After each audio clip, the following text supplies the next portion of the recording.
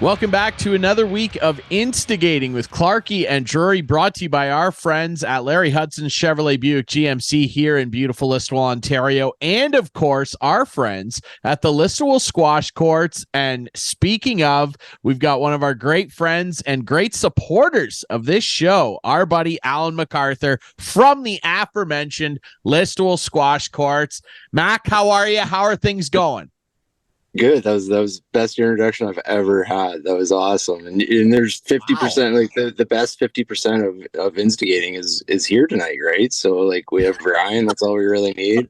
Right? And what's Chris doing? Like he's got nothing going on. But I don't know what Chris is doing. Yeah, no one ever really know. Clarkie Lee, I swear he has like a secret double life as a semi-pro golfer. If you watched last week's episode, you'll know that he poses as a golfer from the 1960s from Norway. And so that's what he's doing probably. He's on a golf course somewhere. Yeah, just taking $100 bills from old boys, right? Like just raking it in. Based on the attire he had on last weekend, I feel like he's the one giving out the $100 bills, and he's like lost a bet or something with somebody. Now I know that Clarkie is a big participant over there, particularly in we used to refer to it as Jacob's Ladder. I don't know if it still is Jacob's Ladder or not, but the playoff format in the men's league over there at the Listowel Squash Courts. I know there's a summer league that goes on. Tell us a little bit about how that's been going, Alan. Yeah, well, first of all, Chris is a very active member, and he's active in many ways for the club. He's actually a huge support to me. Somebody once told me that you can't expect your best friends to be your best customers, but open a business and your best customers will become your best friends. And it's really I've got a bond with a lot of these guys. Gotten close with them. They've helped me out. Chris stopped by for his fob the other morning, and he started helping me with glass and moving things around. Can barely walk, right? But that's the kind of guy he is. He's awesome. So just a shout out to him that he is a really genuine guy. We love him at LSC. But yeah, the Summer Squash League is going on. It's co-ed, and it's a box style. So we switched it a little from the ladder style, and you have separate boxes with 5 or 6 people in each box. You play for a month at a time rather than a Sunday to Sunday loop. So it's even more convenient for the consumer. If you go away for 2 weeks, you still have 2 weeks to play your matches. And then it's a point system. So whoever wins, however many points they win by or whatever, 2 people move up the next box for the next month, and 2 people move down the next month in the next box. So you're always playing fresh people and new people. It's kind of a cool way. We want to try it out, see how it would work with us, and it works so well that we're going to carry it on to finish up in September 15th. And then October 1st, we're going to start up our big box league. It's the big one. It goes from October to the end of April. And that's where we see a lot of people come off the golf course and into the courts because of the weather changing and fall's starting to hit. Kids are getting in school too, so it's a good time to kind of change up everybody's daily schedule. A lot of things happening. We keep it 24/7 for members, online booking. We're actually going through a bit of a software change where it's going to be, and this is even more convenient again, but there'll be an app along with it. You can book online. You'll be able to register for some clinics and pay for them through your account on Easy Facility and through the Squash Courts.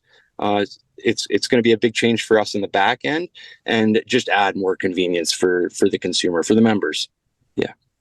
Well, I know that that's, part of your mantra over there, and it is super easy to use the facility, get signed up. And like Alan just mentioned, it is a 24/7 facility. If you want to go in on a Sunday night at 3 a.m. and play squash with somebody, if you're a member over there, you can do that. It's pretty fantastic. I know I've done it before. It's a lot of fun over there, man. It's a great facility. And obviously, you mentioned that in the fall and winter months, your regular league's going to start up again. This box league formation that you're doing now, you're going to carry that forward. But you also mentioned different clinics and stuff. And I know you've had some pro players come through and been involved with different clubs that have come through and held events there. What sort of things are you talking about when you say special clinics for members? What are you talking about? So we're going to have a bi-weekly. It changed from Jacob's Ladder to Josh's. So Josh Claxton came in, and he came from Waterloo, a fairly reputable club, and he's cleaning house. Like, he's good. Tough guy to get some points on. So I approached him and I said, listen, can you start doing clinics for us guys that are in the mid range and just want to increase some of our different aspects of our game or even knowledge of the game? So he's going to do bi-weekly clinics every other week. He's going to set it up and do some youth for an hour and then do some adults for an hour and a half. It's going to be somewhat drop in, so you'll sign up and there'll be a little bit of a fee for that, but we keep it as cheap as we can for sure. And it's gonna really help everybody's game in the club. We're also looking at monthly social events for members. I was talking to Clarky the other night. He's going to bring his projector in for Super Bowl, and we're going to do a chili cook-off for members and just see who can make the best chili in Listowel, right? Because if you don't compete, you don't know. So we'll hopefully get some people signing up. We're going to do a Halloween dress-up tournament in October. Kind of keep things themed to months.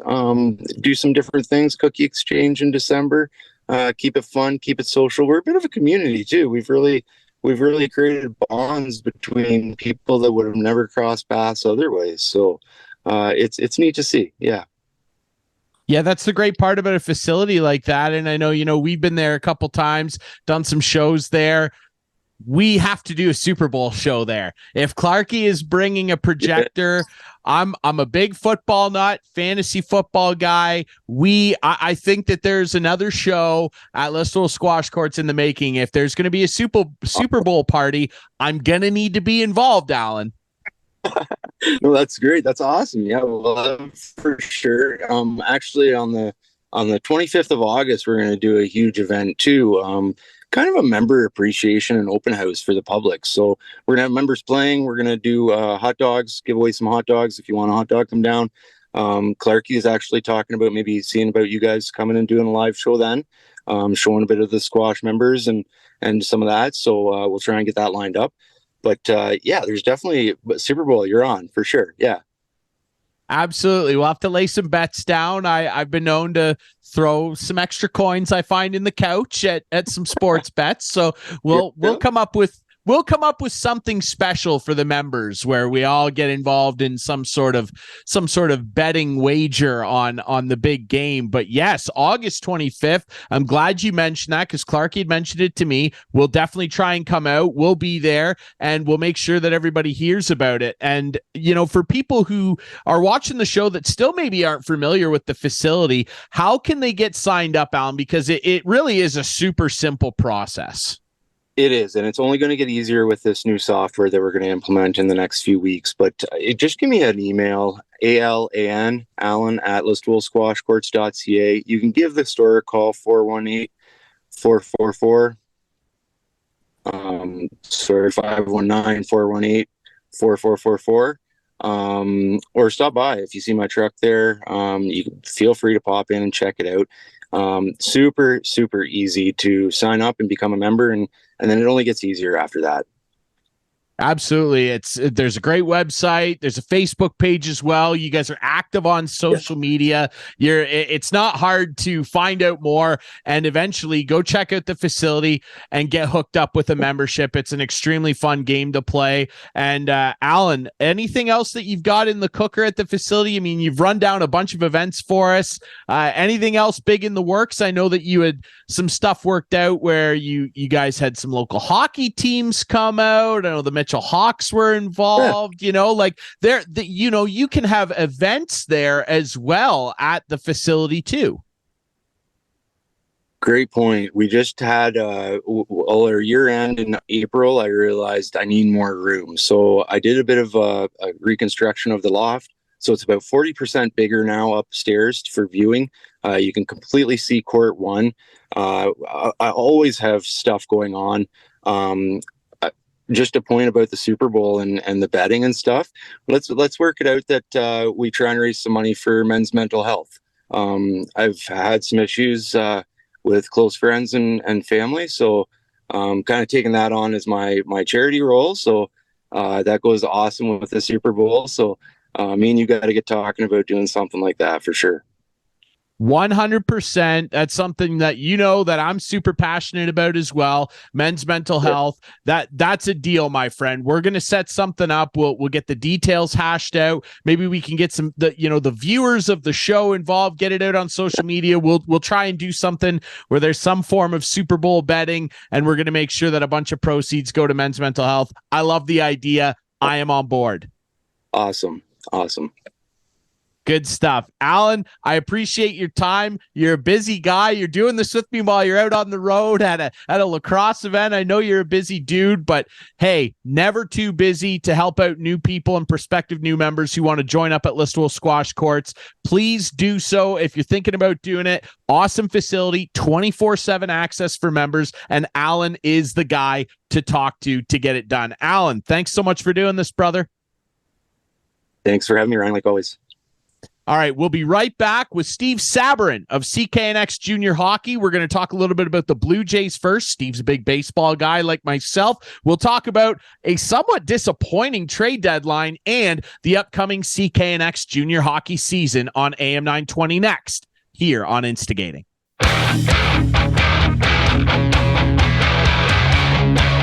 Welcome back to Instigating with Clarkie and Drury. Ryan Drury back on here. Now, we said Clarkie wasn't on the show. Now, Clarkie's busy. He's on vacation. But even though he's on vacation, he never stops working for the customer. And neither do our friends over at Larry Hudson Chevrolet Buick GMC. Clarkie, you're on the show. It's incredible. You're in the middle of nowhere. Where are you right now?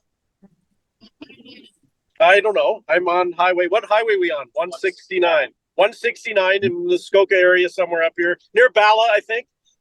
So we're just cruising. I'm relaxing because it's going to be a busy day Monday, the civic holiday. We're breaking the news here, Ryan. We're doing a huge Civic Day sale at Larry Hudson. So come on in. We are offering $7,000 off demos.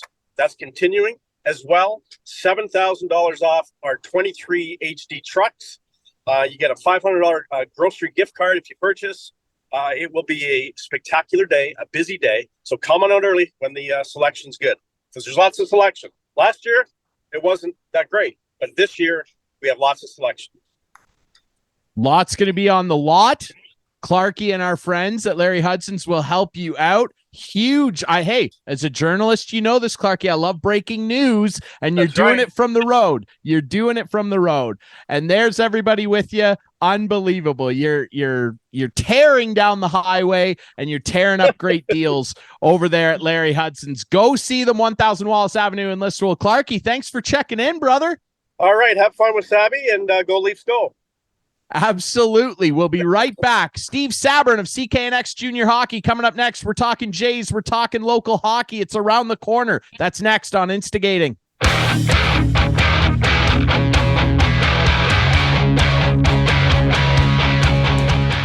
Welcome back to Instigating with Clarkie and Drury. As mentioned, heading into our last break, we are joined by a very special guest, friend of the show.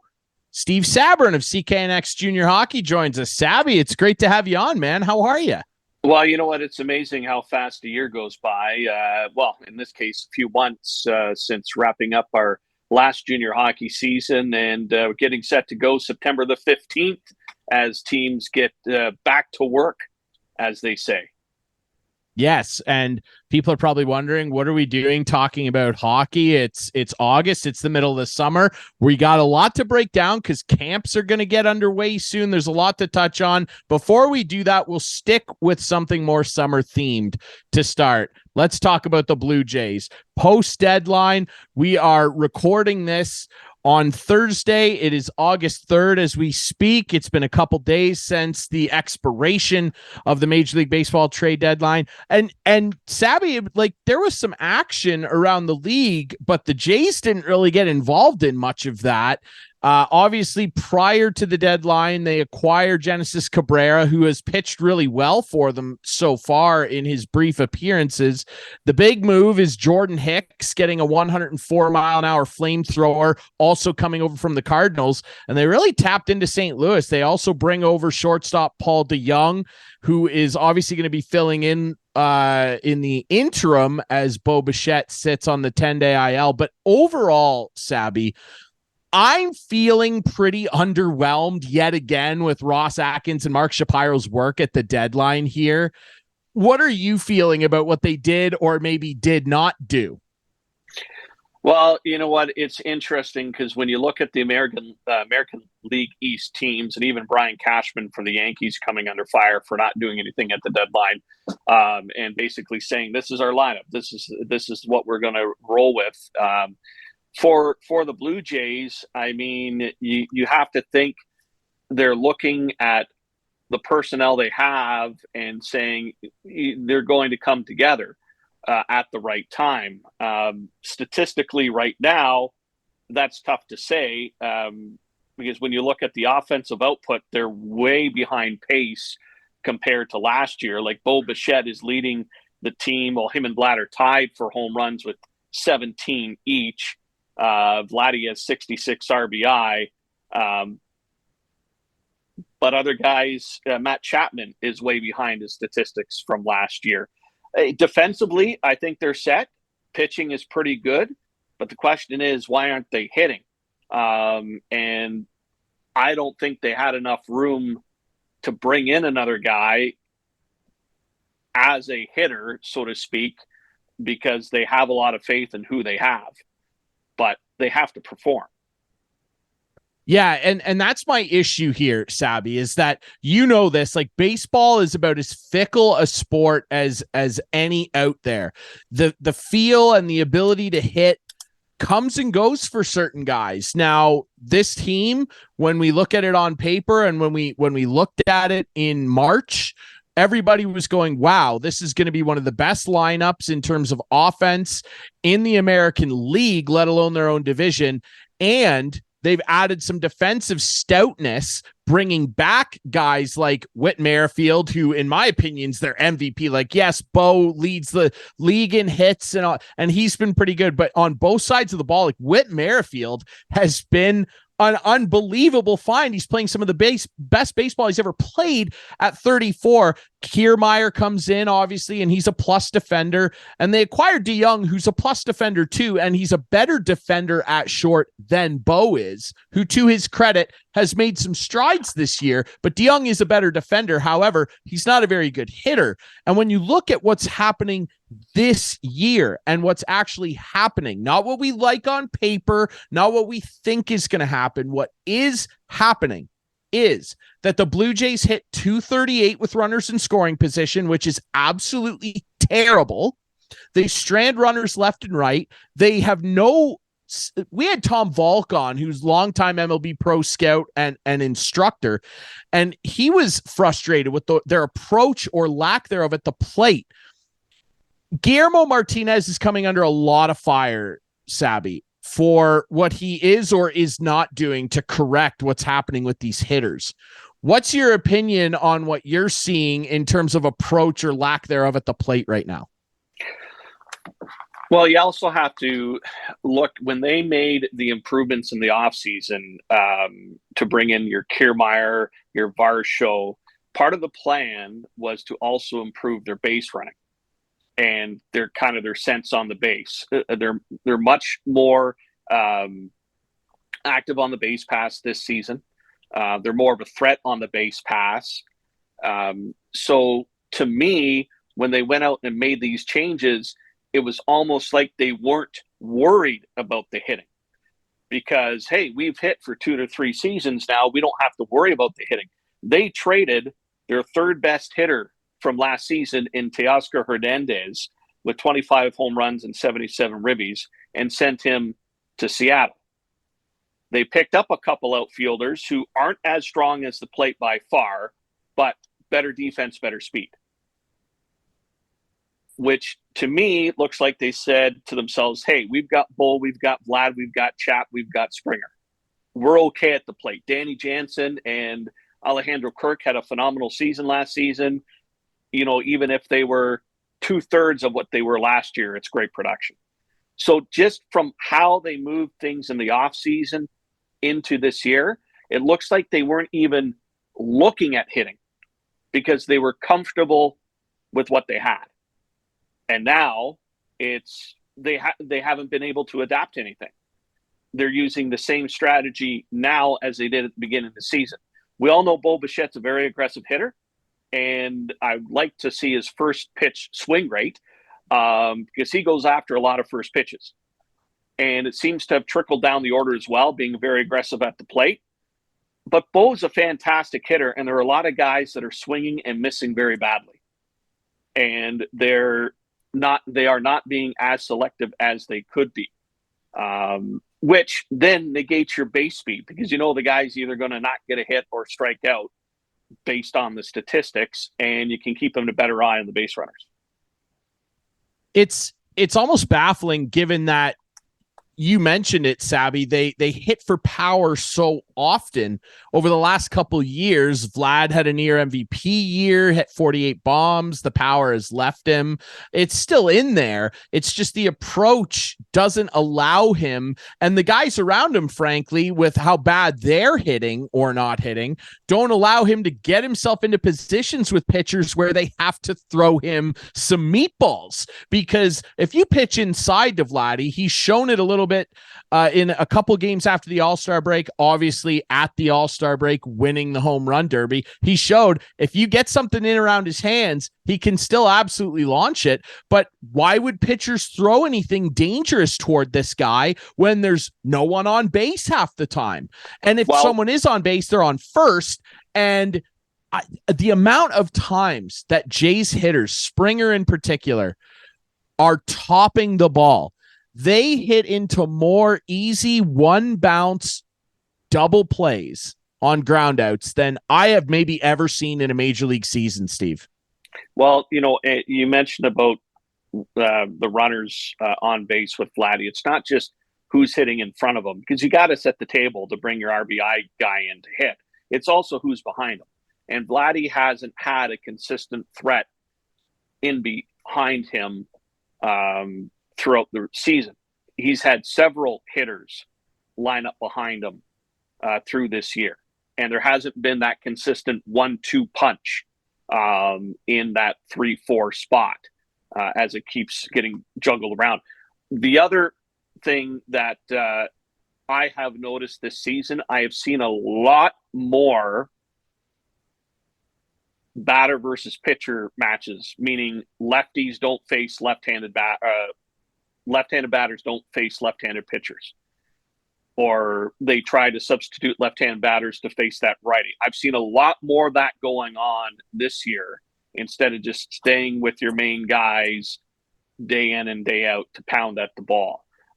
In fact, I was at the Jays game last Sunday against the Angels. The Angels had 8 left-handed batters in the lineup to face Chris Bassett. 8 lefties. And then as soon as Tim Mesa came in, pinch it. So you also have to wonder, too, is if guys have been able to get into a groove in the sense that, you know, you're juggling left and right, going in and out all the time. You know, one night you're batting first, the next night you're batting fifth. And I know you're pros, and I know you're supposed to step in and be the best when you get put into a position. But at the same time, sports always works on momentum. And if you get that little bit of doubt in your mind, how effective are you going to be as a collective if everybody starts kind of losing their way, so to speak? It's interesting too. I mean, that you were at that Angels game, the only one of the series that they lost, because the Angels, for all their detractors in keeping Shohei, being aggressive, getting Giolito and all this, they're 5th in the AL in runs scored. Like, they score runs, even with Mike Trout not part of this lineup. Mickey Moniak, what a great story. A former first overall pick who could not figure it out in Philly, has revived his career out there with the tattoos and everything. It's awesome. I love that. The Jays don't right now have a lot of that depth throughout their lineup where they can get a Hunter Renfroe to step up and be a threat behind Ohtani. They can get Moniak to be a threat, and in the very least, if not hit for power, get on base. And I'm just so fed up with this front office. And I really do feel that as we record this, they're still holding on to the last wildcard spot. This team is legitimately in danger of missing the playoffs with an expanded wildcard spot, when we were told at the beginning of this year that this was supposed to be one of the most potent lineups in baseball that improved significantly defensively. They did that, but now they're not hitting. And my problem with Shapiro and Atkins is not reacting to what's needed now. Last year, they desperately needed a couple power arms. This Jordan Hicks move would have been welcomed with open arms last year. This would have been an amazing move, and it still is, because the guy's a flamethrower. He's scary with his control, but last year, imagine they made that move. This year, for a month now, all anyone has talked about is they better go get a bat, a right-hander preferably, with some power at the deadline, and they didn't do it. This front office walks all over its own toes all the time, Steve. They'll say, well, we don't want to trade a bunch of our top prospects, of which they have very little, and even less now. They kept Tiedemann, but Kloffenstein's gone. They traded a couple other young pieces. We don't want to trade a bunch of our prospects to load up because we want a sustained period of winning. Where is it? The Baltimore Orioles, Steve, a perennial 110, 115 game loser, are about to win the American League East Division title before this Jays team wins a playoff series. It is infuriating to me. And honestly, it should, especially if they end up missing the playoffs, which I hope doesn't happen, it should cost them their jobs. I'm tired of Ross Atkins and Mark Shapiro and their political speak not going out and addressing what this team needs at the most critical time of year. Your thoughts? Well, but again, it's a culmination of the seasons, what has been done in the past seasons. Like, who are you going to give up to get that hitter? You made your trades in the offseason to improve defensive speed and keeping those key players that were a big part of your offense the last two seasons. Who are you going to part ways with? There's nobody in that lineup that you're going to trade away to get another bat that may or may not help you. Are you going to get rid of Matt Chapman? You're not going to get rid of George Springer with the contract he has. You're not going to get rid of Chapman. He's the best third baseman defensively in the American League in my eyes. So I think over the years, and you mentioned last year's trades,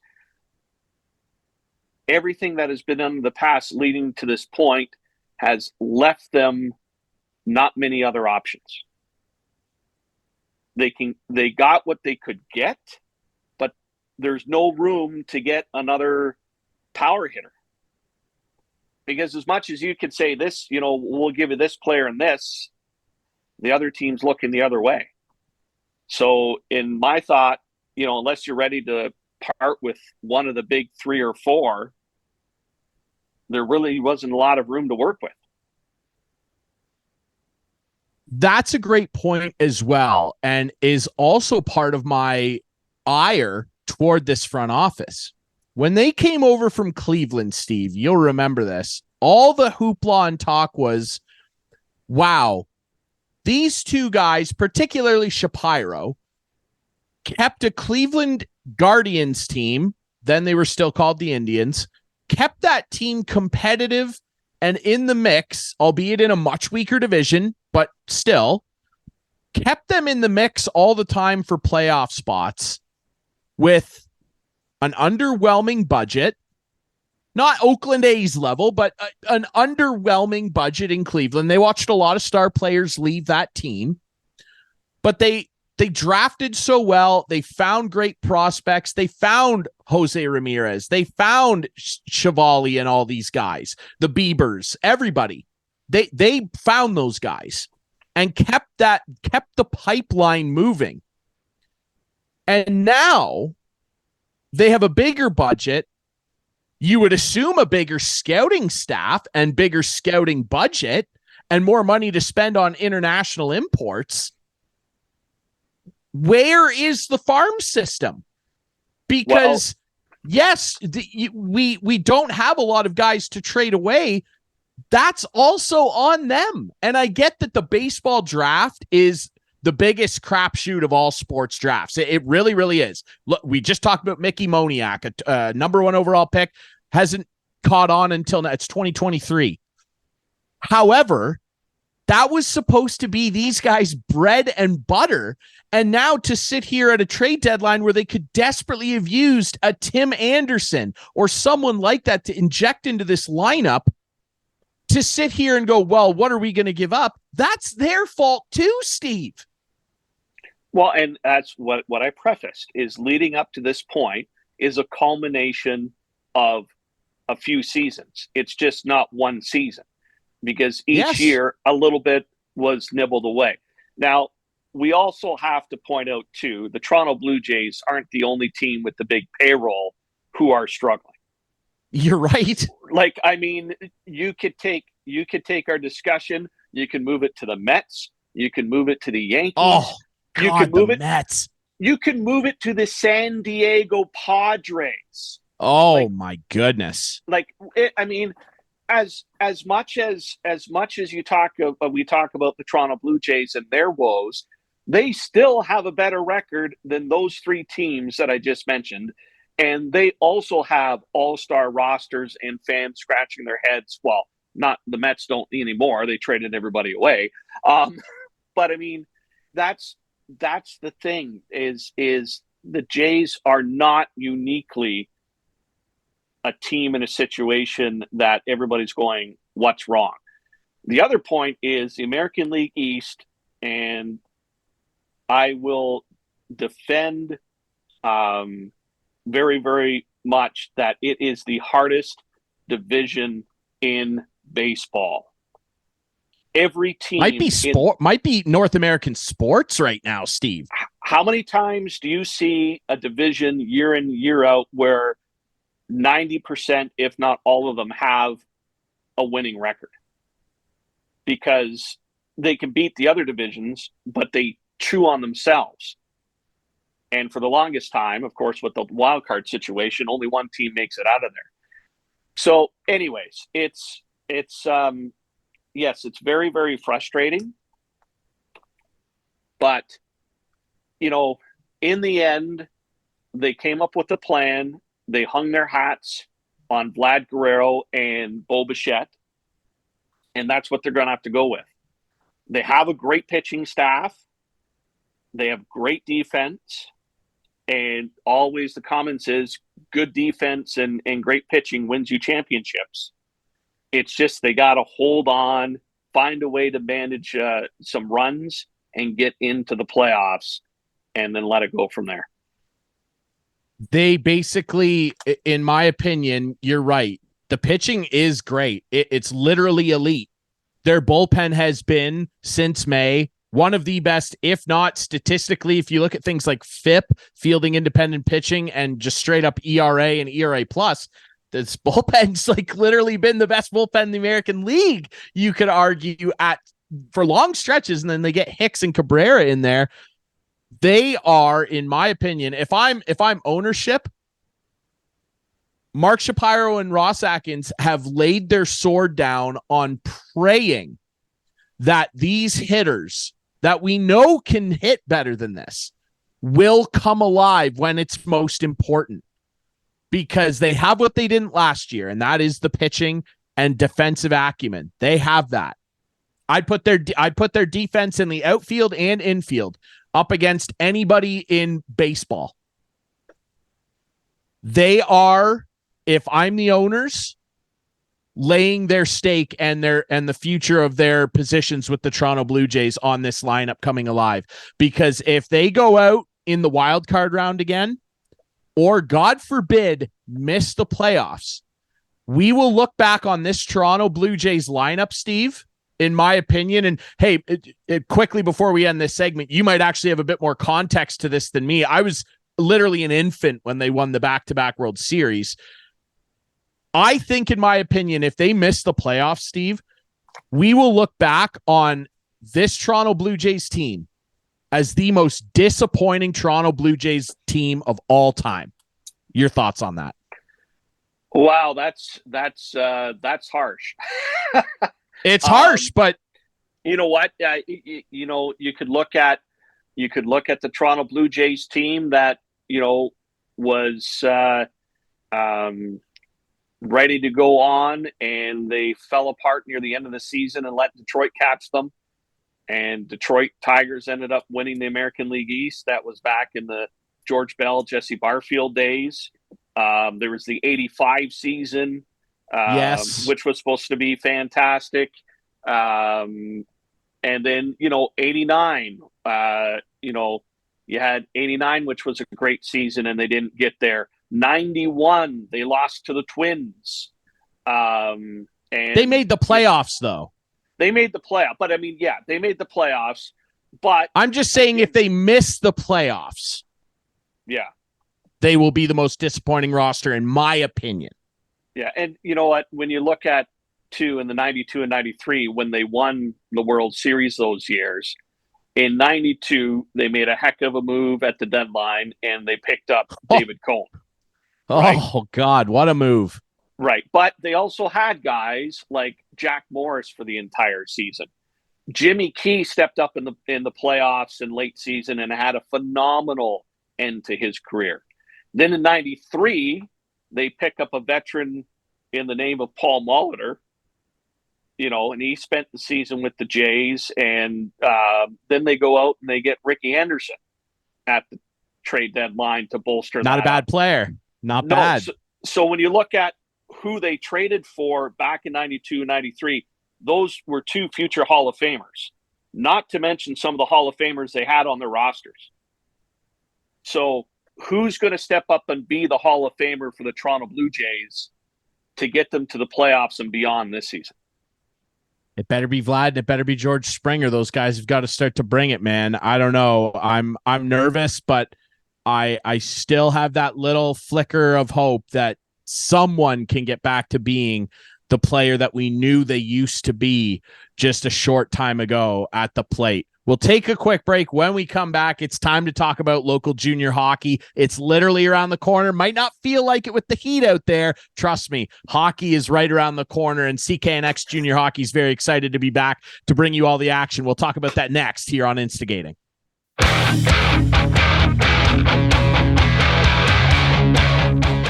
Welcome back. Wrapping things up this week on Instigating with Clarkie and Drury. Ryan Drury back here with Steve Sabourin of CKNX Jr Hockey. And speaking of which, with no further ado, it's time to talk a little bit about hockey in the summer, Steve. We're heading into our 19th season broadcasting local junior hockey games in Listowel and across the PJHL Pollock division. And there are a lot of great storylines heading into this year, Sabby? I mean, we got some shakeups in front offices, obviously new players coming in, new teams joining the fold, and a trio of teams celebrating some significant milestones as well. It's going to be an incredible year.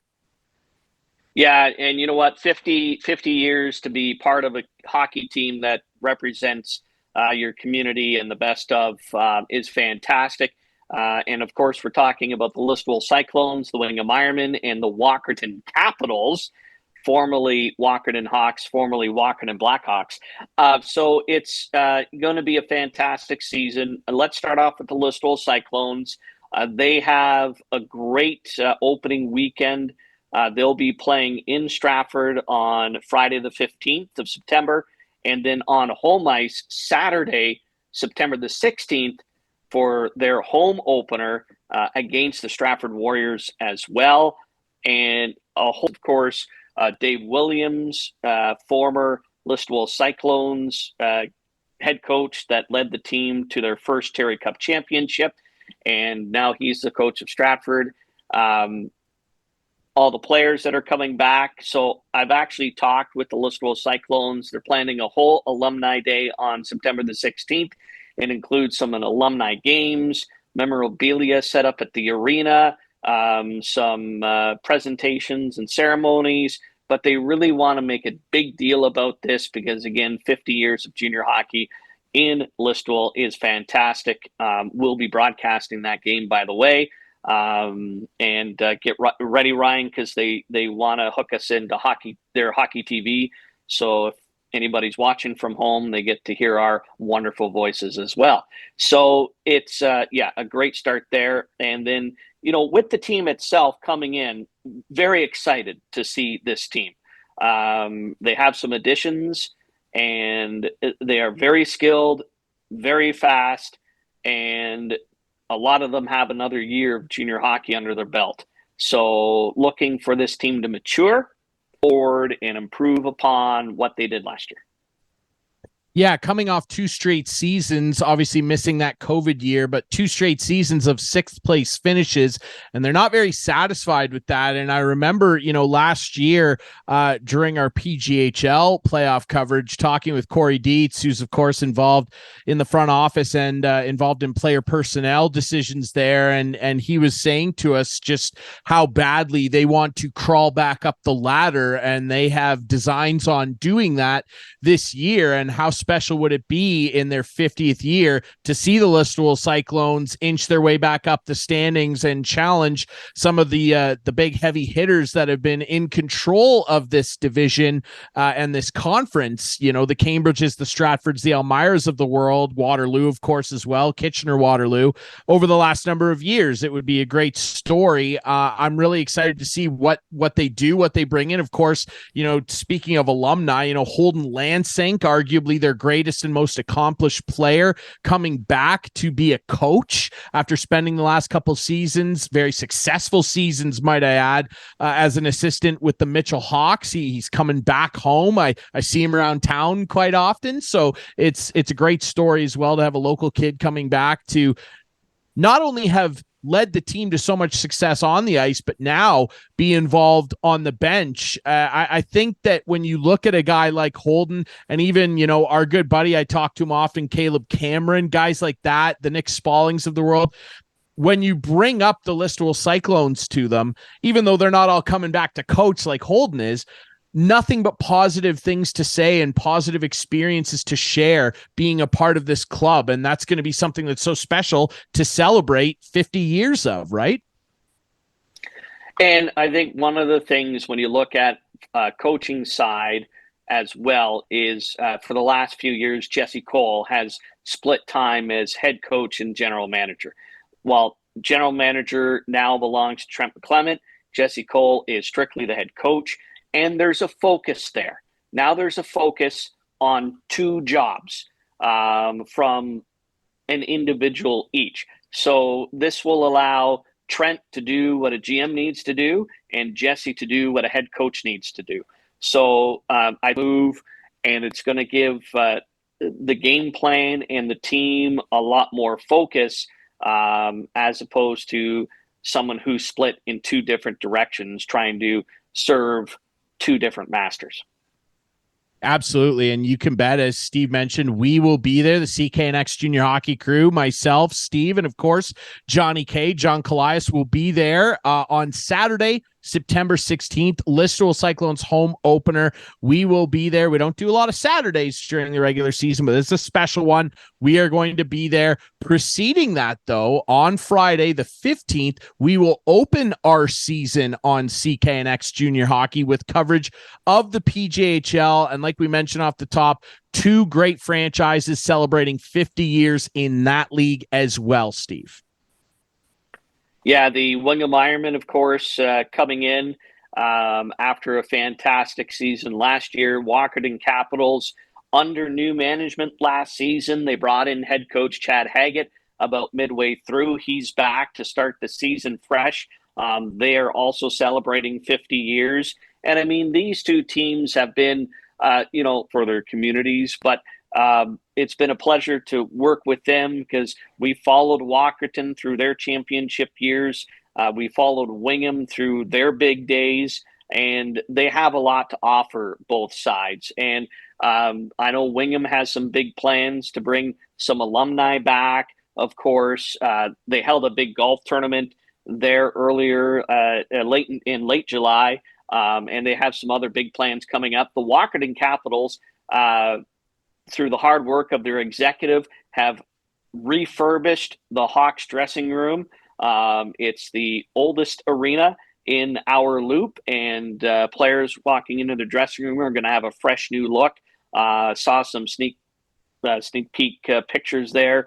Talked with James Lang, of course, the president, and they've been hard at work there. So, I said to James, I said, people may brush off a whole, wow, some new dressing room stuff. Oh, wow, what does that do? To me, it shows an investment. The executive is investing in the team to give players a great experience, because when you go play a game at home, you don't want to sit there and go, oh my gosh, we got to go there. No, they're ready to go. And from a hockey operations standpoint, Jordan Turcotte's been very, very busy picking up some players to fill out their roster. And you know what? It's going to be an exciting night on the Friday. Of course, you have to play a whole season and not just one weekend. And then the following week, actually, will be in Walkerton for their home opener against Mount Forest, as the defending champs Patriots open up the Walkerton Capitals home schedule. Yeah, it's going to be really exciting. September 15th, 16th, we open our season. Following week, obviously, we'll continue and we'll be in Walkerton, opening things up in Wingham. It's going to be really fantastic. Like I mentioned off the top, there's not just news in terms of significant milestones and celebrations to be had. There's also a celebration and welcoming of a new franchise to the PJHL Pollock division. We're going to nicely round things out finally with 8 teams again. Everyone's going to have to play in the first round now, which will be a nice change, and I'm sure the players appreciate it too, as we welcome the Fergus Whalers organization into the fold. And funnily enough, a bit of a Cyclones connection there.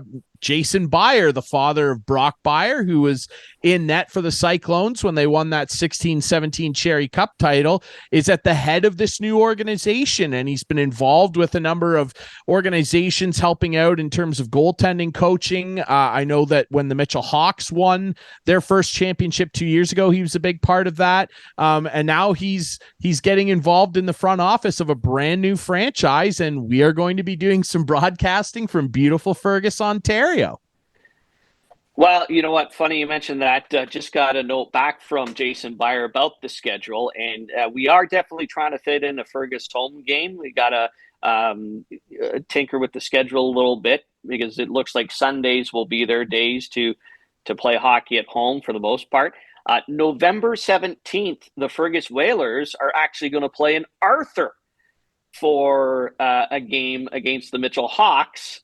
And it's going to be actually a mental health fundraiser night between the Mitchell Hawks and the Fergus Whalers in Arthur. So that's actually the one game we're doing involved. So that will be a great night. And then we'll feature the Fergus Whalers on the road as well. So again, always excited to welcome a new team. And, when you look at Fergus, the history they've had with junior hockey, up to the point with the Devils, which actually played in what is now the Carruthers division with Alliston and Penetang and some of the other teams in that loop pre-COVID, and then folded up.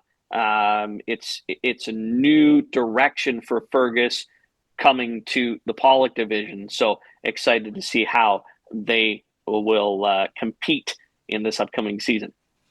Yeah, it's going to be really exciting. And I think, knowing Jason as we do, he's a pretty competitive guy. His kid was pretty competitive too. There's definitely, he has a very affable nature. He's a very easy guy to like, but you can definitely tell that there's a fire in there burning. And I think that they have their sights set on making a big statement here. I don't think that they have any plans on coming in and being, an Atlanta Thrashers-esque type of story. They have designs on being a Vegas Golden Knights or a Seattle Kraken type story. They definitely want to compete and be good right away, and I'm excited about that. And November 17th, obviously I got to find a way to be there. Not only is Arthur my hometown, but if it's a mental health initiative, I got to be there too at what is one of the finer hockey rinks in the local loop. In my opinion, the ACC is legendary. The Arthur Community Center, some of the best ice in Southern Ontario for my money.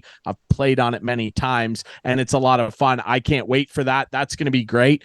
There's been a lot of shakeups now. We're going to dig in as always. You're going to find them on our website. We're going to do a full deep dive into all the teams we cover, all now 9 teams, the Cyclones and the 8 PJHL Pollock Division teams. We're going to start pumping those out right before the season in mid-September. You'll be able to find those there, and we'll be talking with an executive from every team. But just briefly, without digging into too much player movement, Steve, because we'd be here all day, some interesting shakeups just in terms of some front office maneuvers. Let's start in Goderich, where Todd Norman, obviously also coming from that successful Listowel Cyclones franchise, is now taking up the reins in Goderich, and the Flyers are really making a statement that they want to start to climb the ranks as well here. Yeah, Todd Norman is general manager and wasting no time in getting the team set. They've recruited some younger players. They are a young team. They were able to keep some core players as well. Names as when you look at who they have, Stutzman, one of their go-to guys last season, of course, in the mix again. The Flyers, though, have some work to do if they want to be competitive, but it takes time and it takes steps, and the players that they have recruited, some of the newer ones, Reed Williams, a Listowel native who was an AP with Kincardine last year, solid defenseman. It's not just their skill, but their mindset, focused on the game. They don't get distracted, which is what you need. You want players that are going to be able to take the information that's given to them by the coaching staff, apply it, and improve game by game. Owen Shore is another one they have back in the lineup. Tremendous athlete from the Ben Miller area, and looking forward to see them a couple times this year for sure. So the Flyers getting ready to go and can't be taken lightly by any stretch of the imagination. And then obviously another big one here just to finish off, our buddy Josh Keel, who had a lot of success with the Mitchell Hawks, leaving his post as director of hockey operations. Of course, last year, our good friend Scott Bridge of CKNX Jr Hockey heydays took over as GM there, and Josh stepped into the director of hockey ops and president role. He leaves the Mitchell Hawks, whom he orchestrated their first ever Pollock Division title 2 seasons ago, to join the once again defending champion Mount Forest Patriots as their new GM, as Rob Nixon steps up the ladder and just wants to take a bit of a step back. Mr. Nixon's been a busy guy the last few years. He's going to take on the director of hockey ops and president role and let Josh be the GM. And boy, the Patriots, it feels like for the last 5-6 years, you can pencil them in for first or second place and probably a title run too. They've won 4 of the last 5 Pollock Division titles, and you can bet with Josh going in there, they're going to have their sights set on not letting anybody take that away from them, Steve. Yeah, it's tough to get to the top. It's even tougher to stay there. And kudos to Rob Nixon and the crew over Mount Forest, being able to remain competitive, very competitive, with the changing the guard almost year in and year out. Of course, they'll have Brody LeBlanc back in the lineup, probably the best Pollock Division player at this point in time. And we'll see if he can lead his team again to another championship. Of course, they're going to do it without some personnel. Dylan Shimanowski, high-flying rookie forward, of course, now with the Listowel Cyclones. So he made a shift to the GOJHL. So we'll see what Mount Forest has up their sleeve to pursue excellence once again. We also have to mention some other changes as well. When you look at Kincardine, as Todd Norman shifted down to Godrich, it's just over behind the bench as coach. Warren Beisel, the GM up there, really concentrating on bringing up kids from the Kincardine minor hockey system and the Grey Bruce Highlanders. They've had an excellent minor hockey system for years. We'll see what they can develop. Of course, losing Harrison Muhlenstein to the Listowel Cyclones and Stephen Grant aging out as an overager last year. Hanover Barons, Pete Irwin jumping into the general manager's role. So he'll be the guy there to bring in the personnel. Brady Anderson, the head coach, former Listowel Cyclone, and now head coach of the Hanover Barons. And the Barons, of course, retooling a little bit. They sent Carter Moran to Walkerton. They get Elliot McCary in return.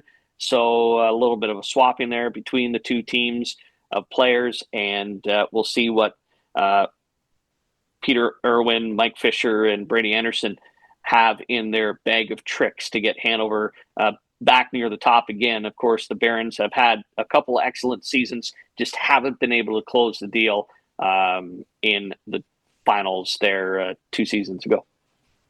Yes, it's going to be very interesting. Like I mentioned again, you can look for our previews where we'll have full-scale interviews with team executives. That'll be in mid-September, right before the season launches, September 15th. We will launch the season in Wingham, 50 years of Ironman hockey. The following night, Saturday the 16th, we will be there for the Listowel Cyclones home opener against the Stratford Warriors. 50 years for them as well. Walkerton also 50 years. That will be the following week. And then you can join us every Friday throughout the season. And then the playoffs is when things get real busy. CKNX Jr Hockey back for a 19th season. Steve Sabourin, thanks so much for doing this, pal. I'm looking forward to the insanity. We're only a month and a half away.